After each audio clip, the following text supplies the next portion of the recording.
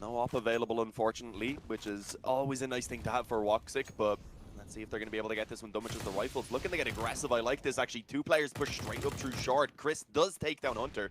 Unfortunately, through the smoke, though, Otto going to be able to spam back and get that trade pretty quickly. Do they expect Frozen, though? Apparently not.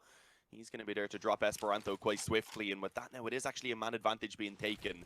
Crazy, as you can see, they are still looking for this mid control with Letney being called to come and try and assist out through under. But of course, mousesports, they don't want to give this up too easily. There's still a player close up on connector. That's woxic, but he could be in a little bit of an awkward position if he gets spotted.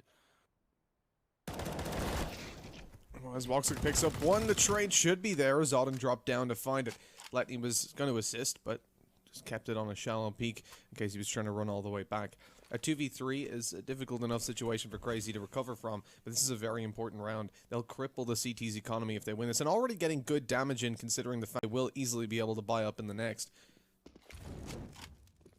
With two players alive, they're going to move towards the A site. Now, you've only got one player to defend here, but I think we've already seen the steps being heard. The fight goes down without a single player dropping on the crazy side.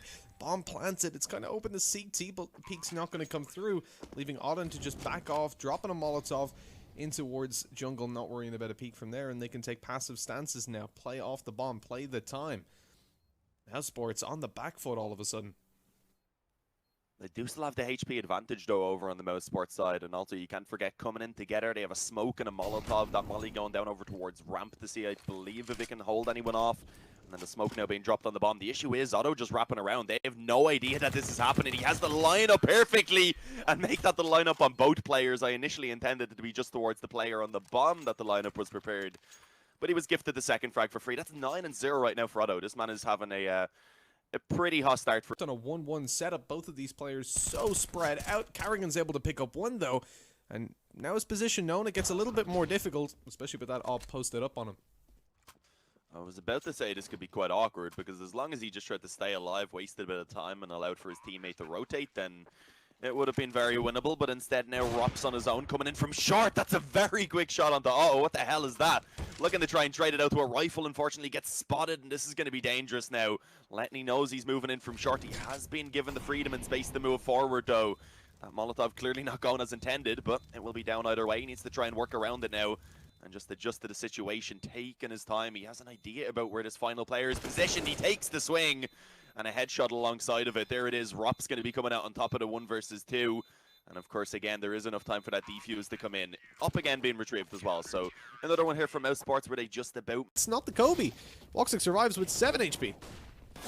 Yeah, seem to have predicted the fact that the nade was coming in, of course, and right now it's actually going pretty well for mousesports. After losing a couple of players early on, they've recovered into a 2-on-1. The issue is the HP on both of these players quite low. nexa creeping out, connector takes the first and finishes off woxic with an easy headshot. Wasn't needed, but... It's over to help his teammates, and that opens up the avenue for the flank.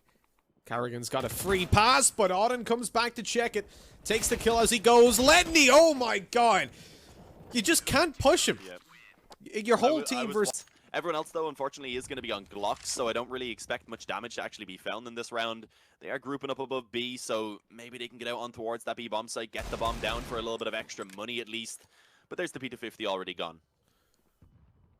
I like the chrisJ just doesn't invest and keeps the Deagle in play. I mean, it's pretty effective at this in this position in general. Very bottlenecked, so the spams are much more realistic to come through or to connect.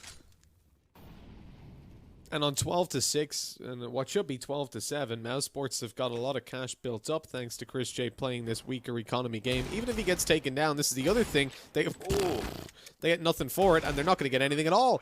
chrisJ comes through with 4, a really nice headshot onto Letney. He allowed the time for the spray to reach. Where it could get dangerous. In this position, they don't really need to be aggressing anymore. They have the general idea of where they are.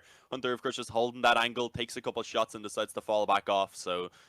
They are playing this as safe as they can, ensuring that that crossfire down in secret will be useful. And here we go, nexa actually blinded. So for a little while they had a chance to try and get the drop on him, but as soon as he has his vision back, he ensures that there's not going to be any trouble. 3 frags being taken quickly by the AUG. It's 13-8 now, 5